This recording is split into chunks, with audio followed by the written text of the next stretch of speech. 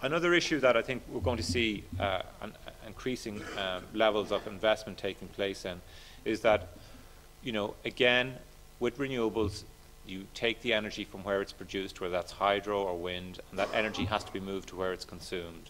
So we're going to see increasing levels of investment in networks and grids to take place over the next 25, 50 years.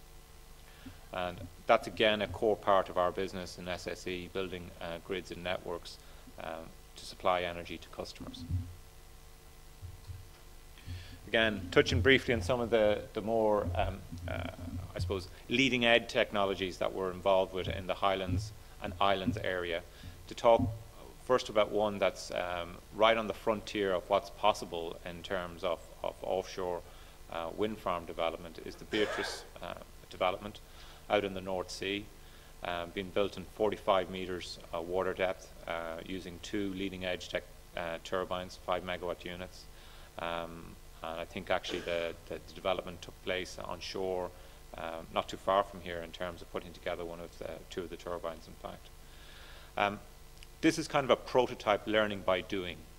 We've put this development out there to learn more about how we'll actually develop the next phase of offshore wind farms in very deep waters with larger technology than we're currently using, say, on the Greater Garwood project.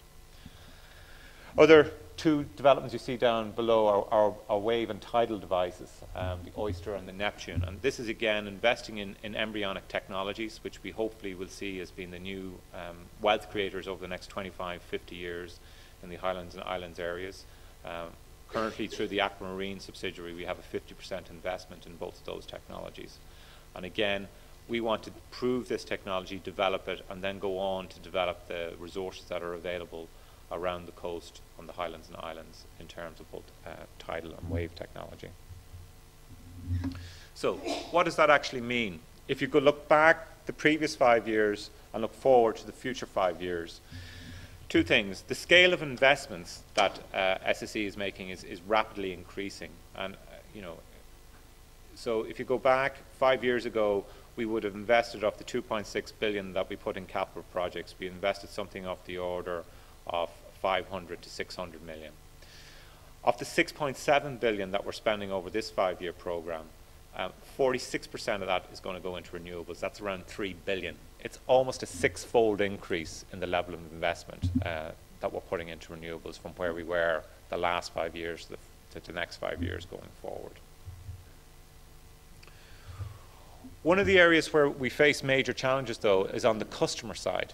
And again, I think one of the areas where we have to work very closely in partnership with both councils and local communities is one of the consequences of this change is that energy prices, whether it's driven by oil or gas prices going up, or the increasing levels of investments that's required, is that electricity will become more expensive over the medium to long term. So how do we deal with that challenge? How do we make it affordable for people? How do we deal with the consequences for the poorer sections of society to make sure that no one is left behind? And this is a big challenge, both for politicians, for local communities, and also for energy companies like us. So in conclusion, we've put our money where our mouth is in terms of, as a company, we're rapidly increasing the level of investment we put into renewable technologies to deal with the challenge of climate change. Our target is to reduce our carbon footprint by 50%. We're trying to find ways of working with customers to reduce the impact of what this change is going to mean in terms of higher energy prices, to use the energy more efficiently so that whatever energy we're producing goes further.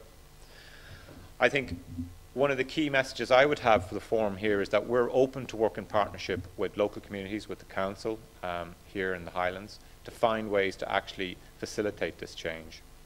And again, to reiterate the point that there's 3 million of investment to be made in the renewables area by SSE. I'd like to see a significant proportion of that going into the Highlands area.